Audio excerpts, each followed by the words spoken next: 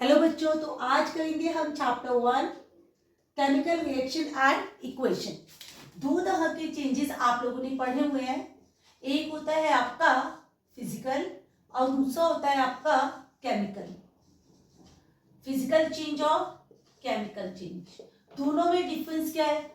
Physical change का मतलब है नो न्यू सब्सटेंसेस फॉर्म, जिसमें कोई भी नया सब्सटेंस फॉर्म नहीं होता। No new substance is formed, जिसमें कोई भी नया सब्सटेंस नहीं बनता, उसको हम बोलते हैं फिजिकल चेंज। तो केमिकल चेंज क्या होगा? जिसमें नया सब्सटेंस बनेगा। जब कुछ नया बनेगा तो केमिकल, और जब कुछ नया नहीं बनेगा तो फिजिकल। जैसे कि आपने क्या किया, कटिंग ऑफ वेजिटेबल्स, आपने फल या फ्रूट्स या वेजिटेबल्स को कट किया, फ्रूट्स और वेजिटेबल, तो कुछ नया नहीं बना है, तो ये फिजिकल है। उसके बाद टियरिंग ऑफ पेपर, आपने कागज को फाड़ दिया है, तो ये क्या है? कुछ नया नहीं बना है। मेल्टिंग ऑफ आइस, आइस को मेल्ट किया है, तो ये सारे के सारे फिजिकल चेंज है, क्योंकि कोई भी नई चीज इसमें नहीं बनी है। केमिकल चेंज क्या होगा? जिसमें नई चीज बनेगी, मतलब न्यू सब्सटेंसेस फॉर्म्ड, जिसमें कोई भी नया सब्सटेंस फॉर्म होगा, नया कुछ बनेगा, उसी को हम बोलेंगे केमिकल चेंज। तो केमिकल चेंज का मतलब हुआ न्यू सब्सटेंसेस फॉर्म्ड। तो यहां पर केमिकल चेंज को ही हम, जब भी केमिकल चेंज होता है तो हम कहते हैं केमिकल रिएक्शन हो गया। When chemical change take place, chemical change take place, it is called chemical reaction। तो जब जब केमिकल चेंज होगा तो हम कहेंगे कि केमिकल रिएक्शन हो गया। और केमिकल चेंज क्या होगा? जब कुछ नया बनेगा। तो जब भी कुछ नया बनेगा तो हम उसे कहेंगे केमिकल चेंज, और जब जब केमिकल चेंज होगा तो हम कहेंगे केमिकल रिएक्शन हुआ है। तो एग्जाम्पल की बात करें, cooking of food, cooking of food, digestion of food,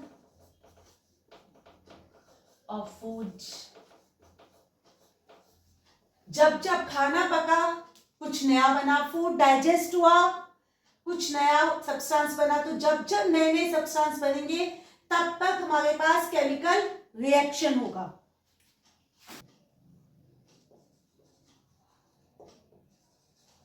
chemical equation,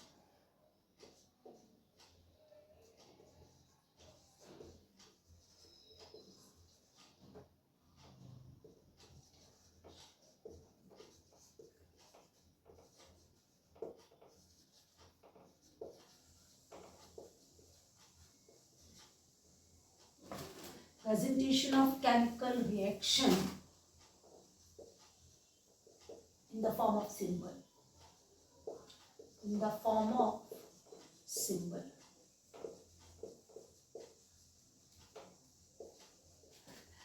तो हम कह रहे हैं कि केमिकल रिएक्शन को जब जब हम सिंबल की फॉर्म में लिखते हैं तो उसको हम कहते हैं केमिकल इक्वेशन।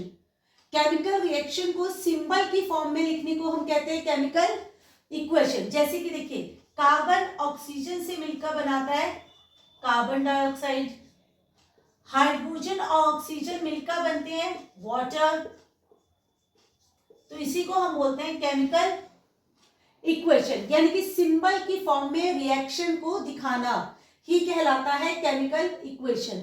अब किसी भी केमिकल इक्वेशन को बैलेंस करना बहुत जरूरी है। क्यों?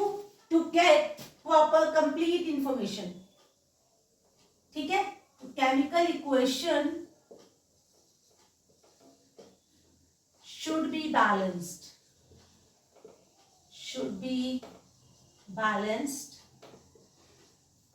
to get more information।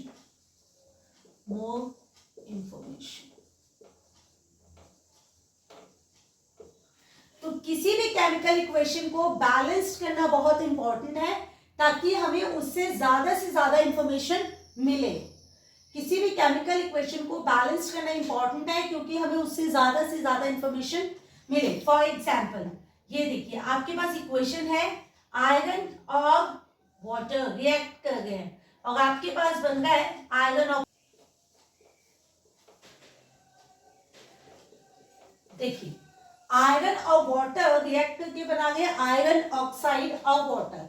अब आप इसे बैलेंस करना चाहते हो, देखिए बैलेंसिंग में क्या होगा, यहां पर Fe3 है आपके पास और यहां पर Fe सिर्फ एक है, Fe मतलब आयरन, तो यहां पर आयरन के 3 एटम्स है और यहां पर एक है। तो अगर यहां पर 3 है तो यहां पे भी 3 लगा दीजिए, ये भी 3 और ये भी 3। अब यहां पर O कितना आ रहा है 4, तो यहां पर 4 लगा दीजिए, 4O, यहां पे भी हो गया O4।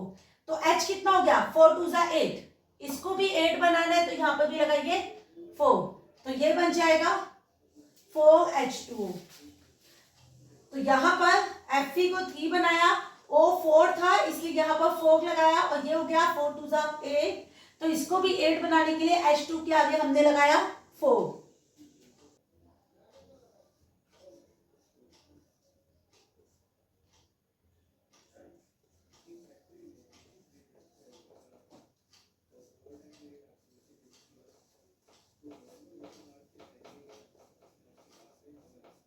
ये देखिए बेरियम क्लोराइड और सोडियम सल्फेट, बेरियम क्लोराइड और सोडियम सल्फेट इनसे मिलकर बन गया है बेरियम सल्फेट और sodium chloride.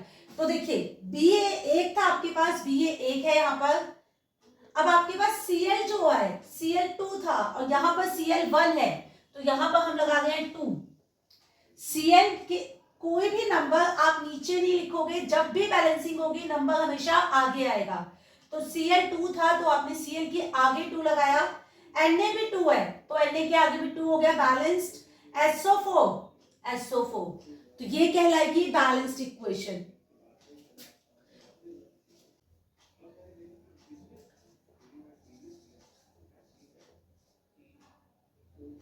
Magnesium ribbon should be clean with sandpaper to remove the layer of magnesium oxide.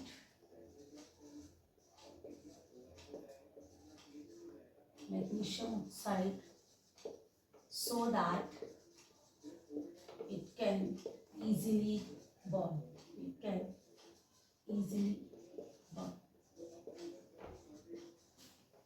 Magnesium ribbon को जलाने से पहले उसे सैंड पेपर से क्लीन करना चाहिए। मैग्नीशियम रिबन को जलाने से पहले सैंड पेपर से क्लीन करना चाहिए। क्यों? क्योंकि उसके ऊपर मैग्नीशियम ऑक्साइड की एक लेयर आ जाती है, मैग्नीशियम ऑक्साइड की लेयर आ जाती है। अगर वो लेयर आप क्लीन नहीं करोगे तो वो नहीं जलेगा, तो उस लेयर को क्लीन करना है सैंड पेपर से और उसके बाद ही वो जलेगा। और जब जलेगा तो क्या देगा आपको, गिव्स डेज़लिंग फ्लेम, यानी कि व्हाइट फ्लेम, डेज़लिंग फ्लेम देगा, यानी कि व्हाइट कलर की आपको एक फ्लेम मिलेगी। किसकी? मैग्नीशियम ऑक्साइड की।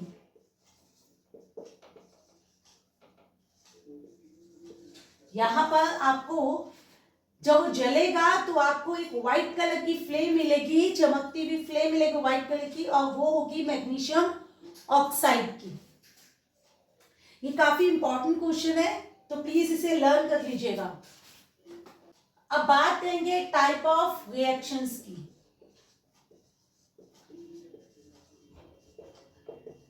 अब बात करेंगे हम टाइप ऑफ रिएक्शन की। सबसे पहला टाइप आता है combination reaction.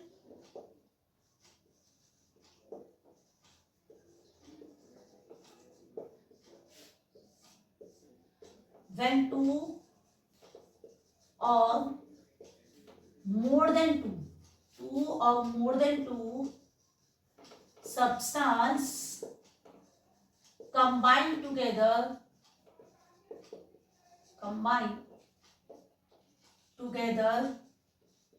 to form one product.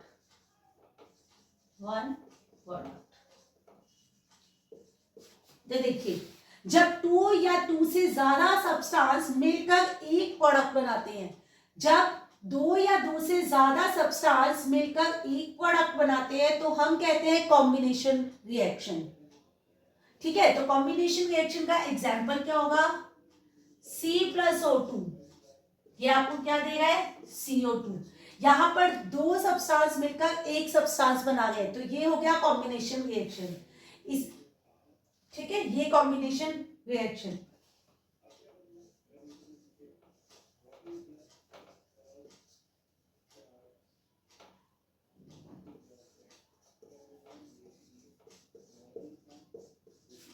यहां पर भी दो सब्सटेंस मिलकर बना गए एक सब्सटेंस। दो रिएक्टेंट मिलकर, जो इस साइड पर होता है लेफ्ट हैंड साइड पर, हम उसे बोलते हैं रिएक्टेंट, और जो राइट साइड पर बनता है उसको हम बोलते हैं प्रोडक्ट। मतलब दो रिएक्टेंट मिलकर एक प्रोडक्ट बना गए तो ये कहलाएगा कॉम्बिनेशन रिएक्शन। CaO, इसे हम बोलते हैं क्विक लाइम। क्विक लाइम का इस्तेमाल हम व्हाइट वॉश करने में करते हैं। CaO को बोलते हैं क्विक लाइम और इसका इस्तेमाल व्हाइट वॉश करने में करते हैं। जब भी क्विक लाइम को वाटर में डाला जाता है, जब भी क्विक लाइम को पानी में डालते हैं तो ये क्या बना देता है?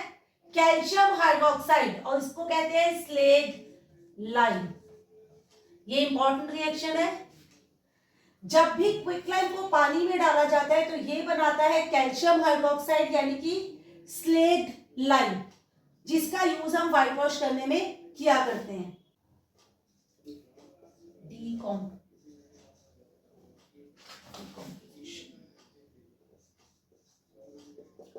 Decomposition reaction,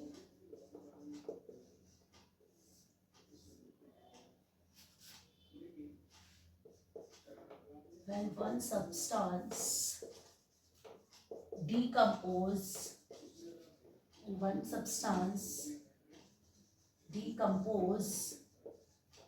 to form two or more than two substance,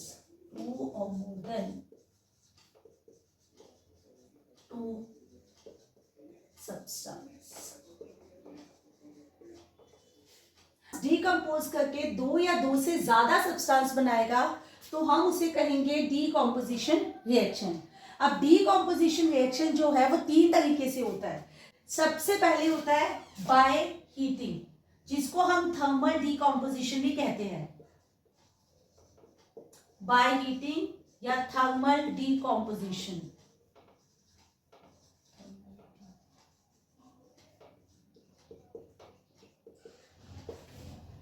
by heating या थर्मल डीकॉम्पोजिशन यानी कि जस्ट हीट करोगे और सब्सटेंस जो है वो डीकम्पोज हो जाएगा। इसी के लिए सबसे पहला एग्जांपल है आपके पास CaCO3 यानी कि कैल्शियम कार्बोनेट। जब आप उसे हीट करते हो तो ये एक से बन जाएगा, ब्रेक हो जाएगा, और ये बन जाएगा कैल्शियम ऑक्साइड प्लस CO2। तो यहाँ पर एक सब्सटेंस से आपके पास दो बन गए तो ये क्या था? Thermal decomposition.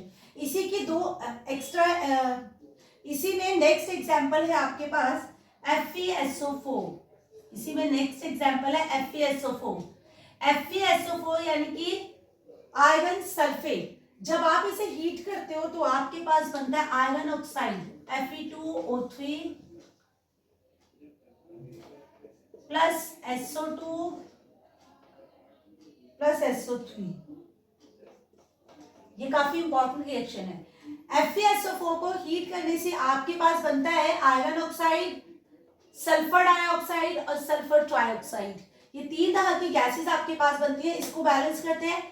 Fe आपके पास दो था तो यहाँ पर आपने दो लगा दिया। अब देखिए सल्फर भी दो हो गए आपके पास, क्योंकि आगे जो लगता है वो सबके लिए है, तो सल्फर भी दो है, तो एक एस यहाँ है और एक यहाँ है। अब O चेक कीजिए, 4 2 8 है, तो 3 यहाँ पर 3 और 2 5, 5 और 3 8। तो ये इक्वेशन हो गई आपकी बैलेंस्ड। ये इंपॉर्टेंट रिएक्शन है, बहुत बार कंप्लीट करने के लिए भी आती है। नेक्स्ट है आपके पास लेड नाइट्रेट, इसे भी हमने हीट किया,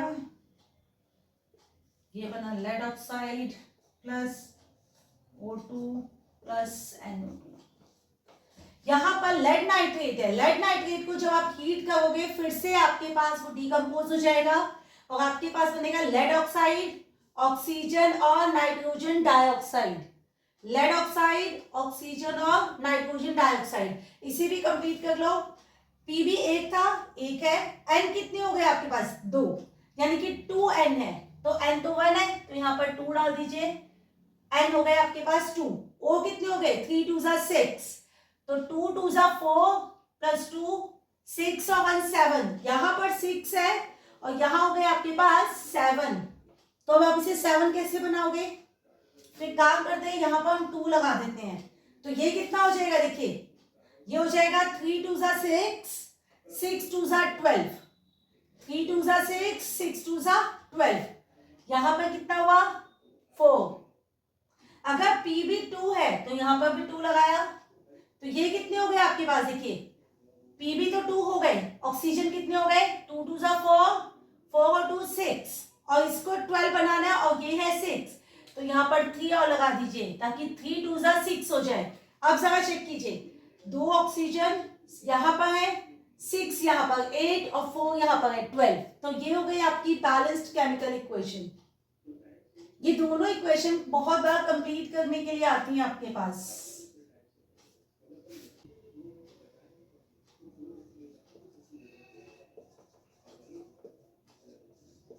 By sunlight, photolysis।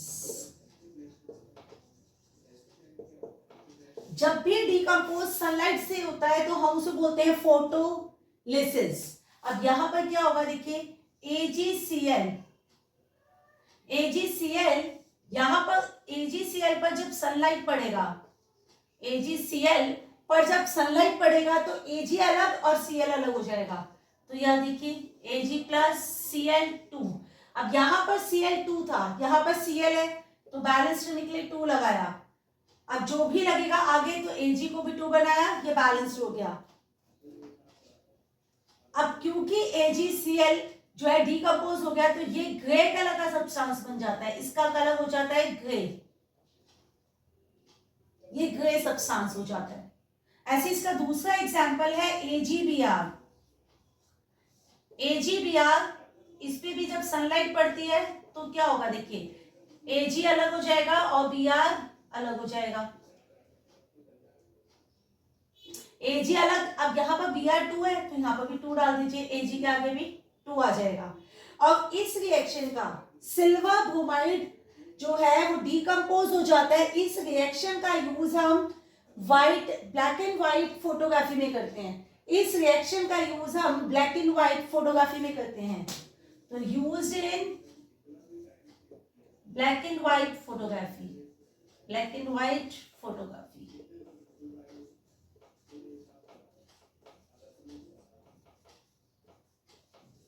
इसका यूज हम करते हैं ब्लैक एंड व्हाइट फोटोग्राफी में। अब आता है बाय इलेक्ट्रिसिटी।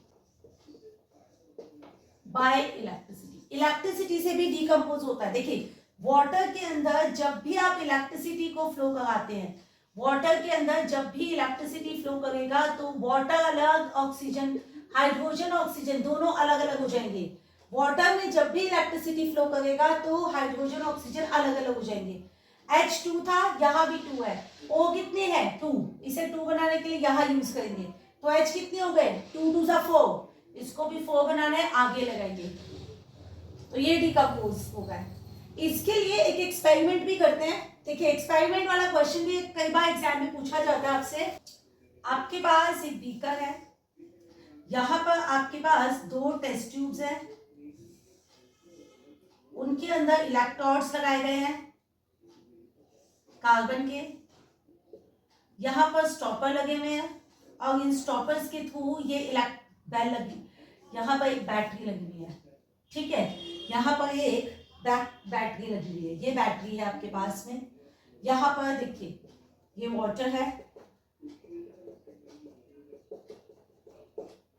तो यहां पर देखिए, यहां पर ये देखिए, जैसे आप बैटरी फ्लो कराते हो, यहां पर देखिए, ये आपके पास बीकर था, ये वाटर है आपके पास, ये बैटरी है आपके पास, ये कार्बन इलेक्ट्रोड है,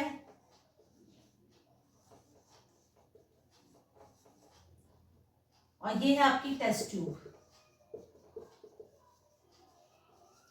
तो जैसे इसमें से करंट फ्लो करेगा, बैटरी से करंट फ्लो करेगा, तो ये देखिएगा यहां पर थोड़ी थोड़ी यहां पर जो वाटर है वो डिकम्पोज होना शुरू हुआ। जैसे ही वाटर डिकम्पोज हुआ तो देखिए एक साइड पर थोड़ा कम स्पेस आया और दूसरी साइड पर बड़ा वाला आया। जो बड़ा वाला है वो आपकी हाइड्रोजन गैस है, जो बड़ा वाला है वो हाइड्रोजन गैस है, और जो छोटा वाला है वो ऑक्सीजन गैस है। क्योंकि वाटर के अंदर अगर आप ध्यान से देखते हो तो हाइड्रोजन 2 एटम होते हैं, ऑक्सीजन 1 है। वाटर के अंदर हाइड्रोजन 2 एटम है, ऑक्सीजन 1 है। इसीलिए जो छोटा वाला है वो ऑक्सीजन गैस है और जो बड़ा वाला है वो हाइड्रोजन गैस है आपका। नेक्स्ट है आपके पास displacement reaction.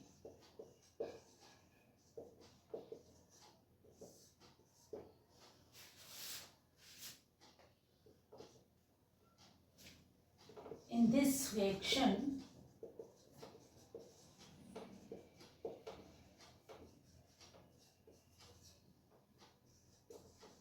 more reactive metal displace less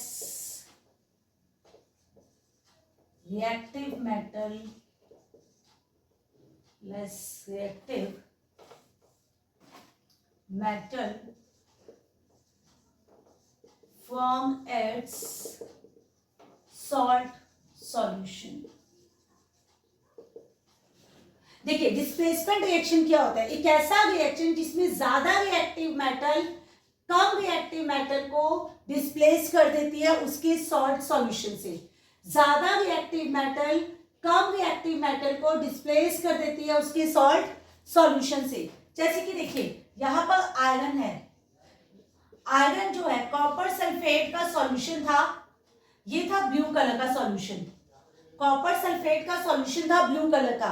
जैसे इस कॉपर सल्फेट के सॉल्यूशन में आपने आयरन की नेल यानी कि कील डाली, आयरन की कील डाली, तो ये क्या हो गया, कॉपर को डिस्प्लेस किया इसने और ये बन गया आयरन सल्फेट और आपका कॉपर हो गया अलग। ये बन गया आयरन सल्फेट और कॉपर हो गया अलग। तो अब इसका कलर जो है वो ग्रीन कलर का हो गया।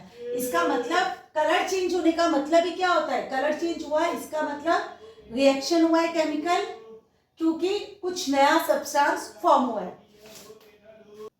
ऐसे Zn plus CuSO4,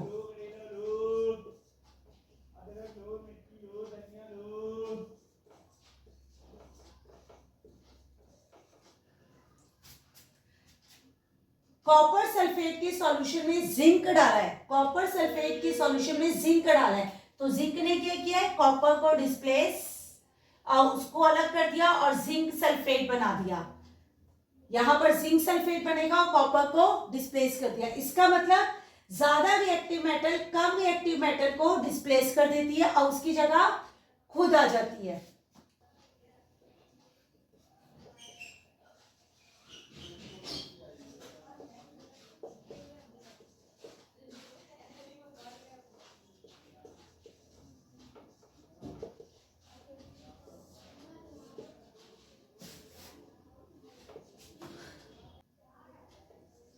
In this reaction, exchange of ion take place. Exchange of ions takes place. यानी इस रिएक्शन में डबल डिस्प्लेसमेंट का मतलब है कि आयन का एक्सचेंज होगा, यानी पार्टनर्स बदल जाएंगे। Na2SO4 प्लस BaCl2, यहाँ पर देखिए NaSO4 और BaCl2। अब Na अपना पार्टनर एक्सचेंज कर देगा और वो Cl के साथ पार्टनरशिप करेगा। Na Cl का पार्टनर बन जाएगा और Ba जो है SO4 का पार्टनर बन जाएगा। तो दोनों ने अपने अपने पार्टनर एक्सचेंज कर दिए, तो ये क्या बन गया, NaCl प्लस BSO4। बैलेंस करते हैं इसे। Na2 था तो यहाँ पर 2 लगाया, SO4 था, Ba 1 था, Cl2 था, यहाँ पर भी Cl2 हो गया। तो यहाँ पर बेरियम सल्फेट जो है वो व्हाइट कलर का पीपीटी बनाएगा, व्हाइट कलर का पीपीटी बनाएगा। अब सवाल होता है कि पीपीटी क्या होता है। पीपीटी का मतलब होता है प्रेसिपिटेट, यानी कि एक इनसॉल्युबल सब्सटेंस। सोचिए दूध अगर फट जाए तो ऊपर ऊपर आपके पास पनीर बन जाता है। दूध को फाड़ कर जब हम पनीर बनाते हैं तो ये देखिए नीचे पानी पानी वाला जो लेयर हो जाता है वो अलग, और ऊपर फटा हुआ दूध हो जाता है जिसे हम पनीर कहते हैं। तो वो पनीर जो है वो पीपीटी है। तो पीपीटी क्या हुआ, इनसॉल्युबल सब्सटेंस। तो नीचे नीचे आपको पानी मिलेगा, ऊपर ऊपर आपको एक सॉलिड सब्सटेंस मिल जाएगा जिसको हम पीपीटी कहते हैं। तो ये इसी रिएक्शन को हम प्रेसिपिटेट रिएक्शन भी बोलते हैं। Precipitate reaction. A reaction in which insoluble substance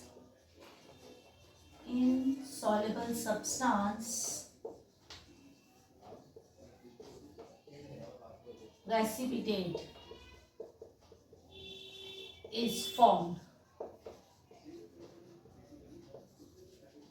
reaction in which एक इनसॉल्युबल सब्सटेंस बनता है जिसको हम प्रेसिपिटेट कहते हैं, उसी को बोलते हैं प्रेसिपिटेट रिएक्शन, जिसमें इनसॉल्युबल सब्सटेंस बनेगा। ठीक है, नीचे नीचे पानी जैसा और ऊपर सॉलिड जैसा, उसी को बोलते हैं प्रेसिपिटेट रिएक्शन। और इसका एग्जांपल आप यही दे सकते हो। एक और एग्जांपल भी दे सकते हैं इसके लिए हम, lead nitrate plus potassium iodide PbI plus KNO3। Lead nitrate जब पोटेशियम आयोडाइड के साथ रिएक्ट करता है तो बनाता है लेड आयोडाइड और पोटेशियम का नाइट्रेट। ये जो है येलो पीपीटी होता है, लेड आयोडाइड बनता है येलो कलर का पीपीटी। यहाँ पर बेरियम सल्फेट का व्हाइट पीपीटी था। कभी कभी कलर ऑफ पीपीटी भी पूछा जाता है, तो बेरियम सल्फेट बनाता है व्हाइट पीपीटी और लेड आयोडाइड बनाता है येलो पीपीटी। इक्वेशन को बैलेंस कीजिए, Pb 1 था, N 2 थे, यहाँ पर N 1 है तो यहाँ पर 2 लगा दीजिए। O कितने हो गए, 3 2 6, यहाँ पर भी 6 है। I 1 था, K भी 1, I 2, यहाँ पर देखिए, सॉरी यहाँ पर K 2 थे, I भी 2 थे। इसका फॉर्मूला होगा लेड आयोडाइड, यानी कि PbI2। अब आता है एक्सोथर्मिक रिएक्शन।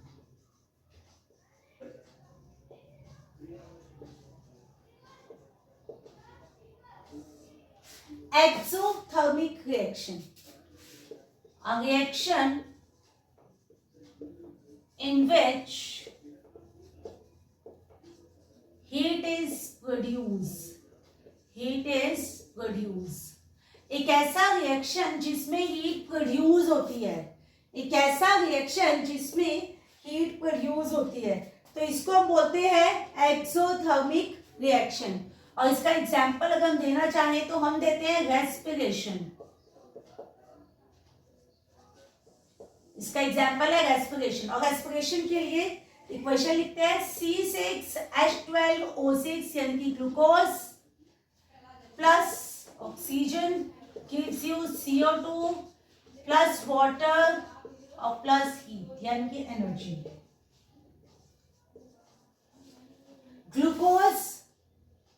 ग्लूकोज ऑक्सीजन मिलकर कार्बन डाइऑक्साइड वाटर और एनर्जी देते हैं, यानी कि जब हम रेस्पिरेशन यानी ऑक्सीडेशन ऑफ फूड, यहाँ पर इक्वेशन को बैलेंस करते हैं। C6 था तो यहाँ पर 6 लगाइए, C6 हो गया। यहाँ पर H12 है तो 12 बनाने के लिए यहाँ पर 6 लगाइए, 6 2 12। O देखिए कितना है, 6 यहाँ पर है तो ये कितने है, 6 2 12 और 6 18। 18 में से 6 आपके पास है, यहाँ पर भी 6 लगाइए तो ये क्या हो जाएगा, 6 2 12 और 6 18, 6 2 12 और 6 18। तो दोनों साइड पे इक्वेशन बैलेंस हो गई। तो बहुत बार क्वेश्चन आता है कि रेस्पिरेशन को एक्सोथर्मिक क्यों कहते हैं, क्योंकि उसमें हीट प्रोड्यूस होती है, यानी कि एनर्जी प्रोड्यूस होती है। उसका एक और एग्जांपल भी हम कर सकते हैं, जैसे कि आपने नेचुरल गैस को बर्न किया, यानी कि मीथेन को बर्न किया, तो आपके पास बना CO2 plus water plus heat. तो जब भी आप किसी फ्यूल को जलाते हो तो उससे भी आपको कार्बन डाइऑक्साइड, वाटर और हीट मिलती है। इक्वेशन को बैलेंस कर दो, C 1 था, H 4 थे तो 4 बनाने के लिए 2 यूज किया। अब देखिए कितने हो गए, 2 यहाँ 2 यहाँ है, 4 है, इसको 4 बनाने के लिए यहाँ पर 2 लगा दीजिए।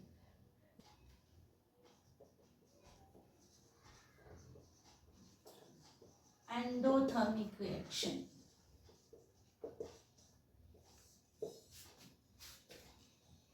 a reaction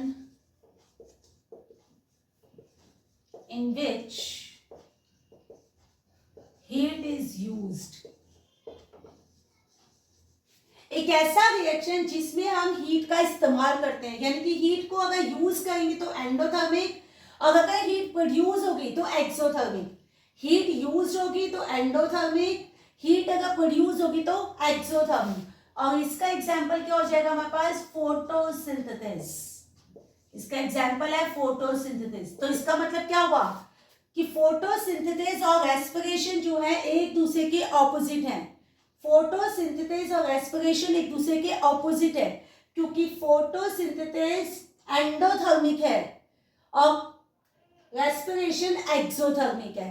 फोटोसिंथेसिस, ये क्वेश्चन भी बहुत बार आता है कि तो हम लिखेंगे फोटोसिंथेसिस जो है एंडोथर्मिक है और respiration is the exothermic reaction.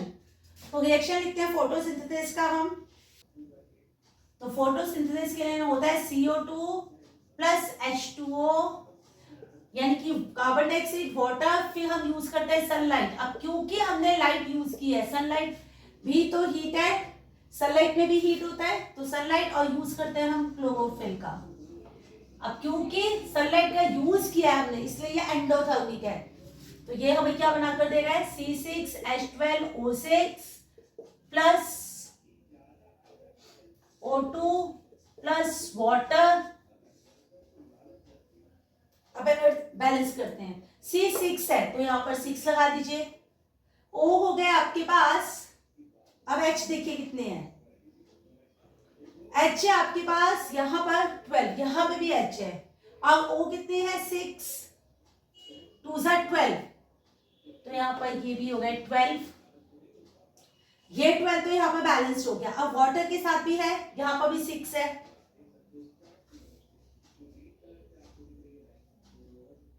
एक मिनट, और ये 12 है तो यहाँ पर हमने लगाया 12, 12 2 24, तो 12 यहाँ पर है और 12 बनाने के लिए यहाँ पर भी 6 लगाया।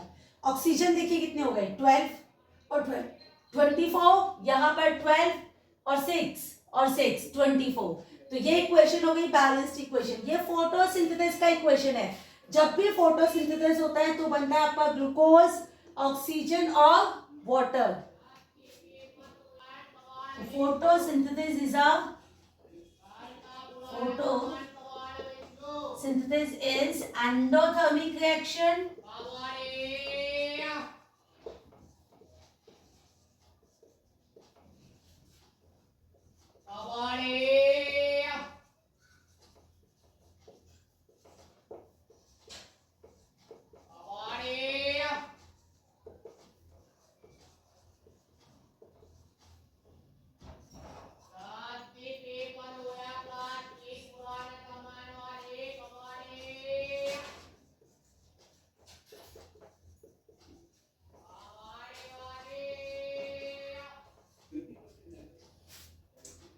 फोटोसिंथेसिस एक एंडोथर्मिक रिएक्शन है, रेस्पिरेशन एक एक्सोथर्मिक रिएक्शन है, और इसीलिए दोनों के दोनों एक दूसरे के ऑपोजिट रिएक्शन है।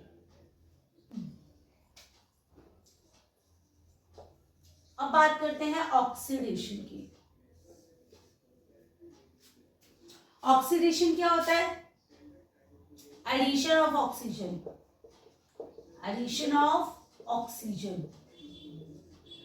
और removal of hydrogen, removal of hydrogen, यानी ऑक्सीजन का ऐड होना या हाइड्रोजन का रिमूव होना कहलाता है ऑक्सीडेशन। फिर बात करते हैं रिडक्शन की। तो रिमूवल ऑफ ऑक्सीजन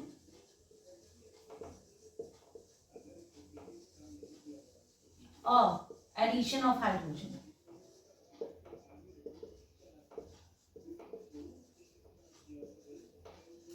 जहां पर ऑक्सीजन हट जाता है या फिर हाइड्रोजन जो है ऐड हो जाता है तो हम कहते हैं रिडक्शन। तो a reaction in which oxidation and reduction, oxidation and reduction take place simultaneously,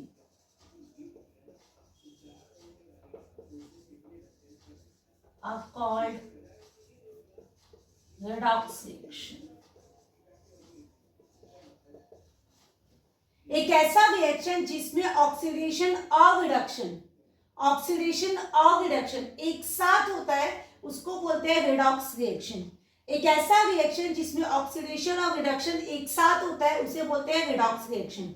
example की बात करते हैं, ये CuO plus H2 gives you Cu plus H2O।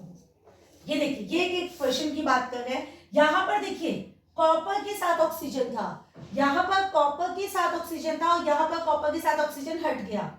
यानी कि देखिए यहां पर ऑक्सीजन था और यहां पर ऑक्सीजन हट गया। तो जब भी ऑक्सीजन हट जाएगा, रिमूव हो जाएगा, हम बोलेंगे उसे क्या? रिडक्शन। उसे हम बोलते हैं reduction.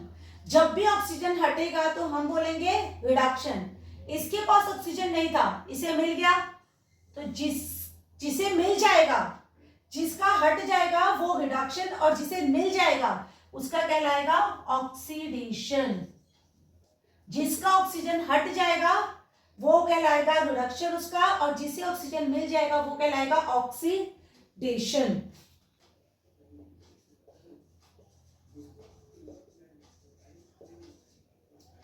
A substance gain oxygen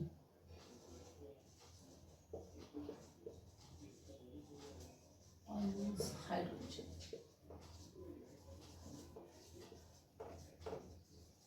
is called oxidized।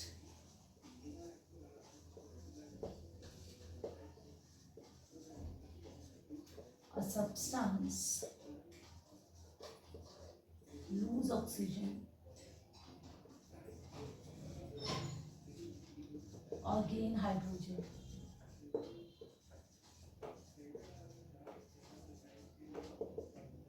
is called reduced।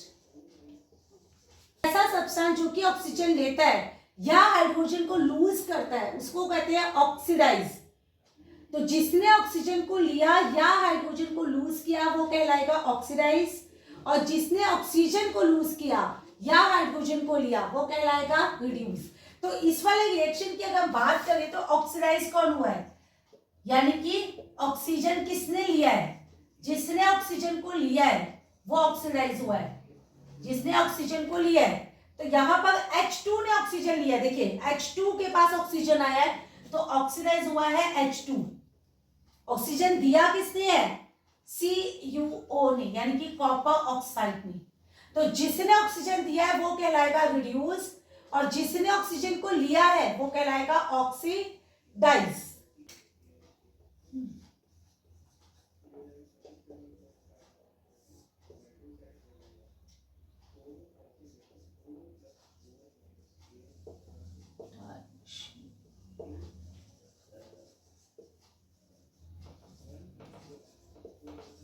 Tarnishing of metal due to moisture or acid attack। तो मेटल का खराब होना या उसकी चमक का चला जाना, टार्निशिंग का मतलब होता है चमक चले जाना, तो मेटल की चमक का चले जाना किसकी वजह से, मॉइस्चर या एसिड की वजह से, उसी को कहते हैं हम कॉरोजन, इज कॉल्ड कॉरोजन। इस प्रोसेस को हम कहते हैं कॉरोजन। तो मेटल की चमक का चला जाना मॉइस्चर या एसिड की वजह से ही कहलाता है कॉरोजन। जैसे कि एग्जांपल की बात करें तो rusting of iron, rusting of iron, iron में रस्ट लग जाती है यानी कि जंग लग जाती है। सिल्वर बिकम ब्लैक, सिल्वर काला पड़ जाता है। कॉपर जो है ग्रीन हो जाता है, कॉपर बिकम ग्रीन। तो ये सारा क्या है, चमक चला जाना या फिर खराब, ठीक है। तो जब भी मेटल अपनी चमक खोने लगता है तो हम उसे कहते हैं कॉरोजन।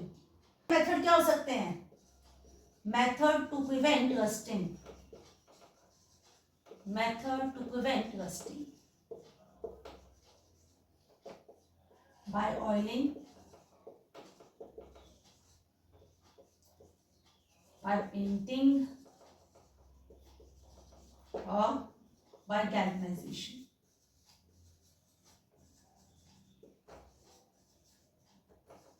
यानी रस्टिंग को प्रिवेंट करने के तरीके क्या हो सकते हैं। तो रस्टिंग को प्रिवेंट करने का पहला तरीका है उस पर ऑयल लगा सकते हैं हम, उसे पेंट कर सकते हैं हम, या उस पर जिंक की लेयर चढ़ा सकते हैं जिसको हम बोलते हैं गैल्वेनाइजेशन।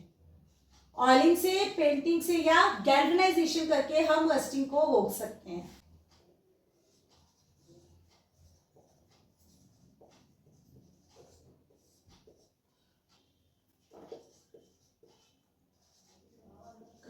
Food containing oil,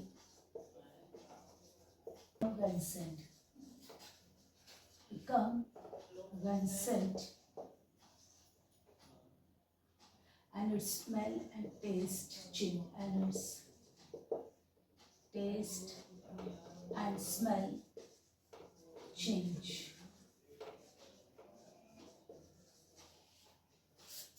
ऐसा कोई भी फूड जिसमें ऑयल कंटेन होता है, जैसे कि आपके चिप्स या जितने भी आप पैकेट लेते हो, चिप्स, कुरकुरे, जितनी भी चीजें आप लोग लेते हो, नमकीन, उन सब वो चीजें कहलाती है रैंसिड हो जाती है। कब, जब उनके साथ ड्यू टू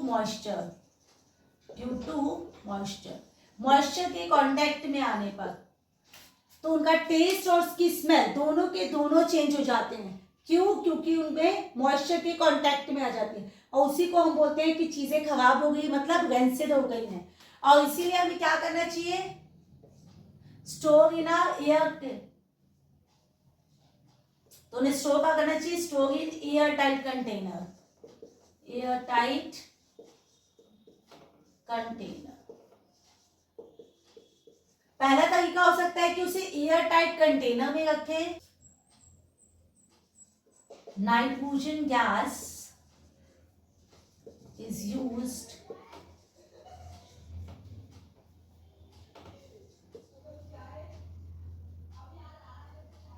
to prevent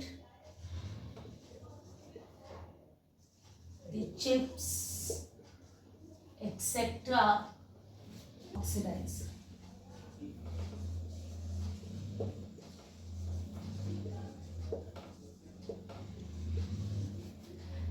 तो जितने भी पैकेट यानी कि चिप्स, नमकीन, जितनी भी चीजें इस तरह से आप लेते हो, उन सारे पैकेट में नाइट्रोजन गैस का इस्तेमाल किया जाता है ताकि वो खराब ना हो, ऑक्सीडाइज ना हो, मॉइस्चर के कांटेक्ट में ना आए, ताकि वो रैंसिड ना हो सके। इसके साथ ही चैप्टर कंप्लीट होता है, आप इसे रिवाइज कर लीजिएगा।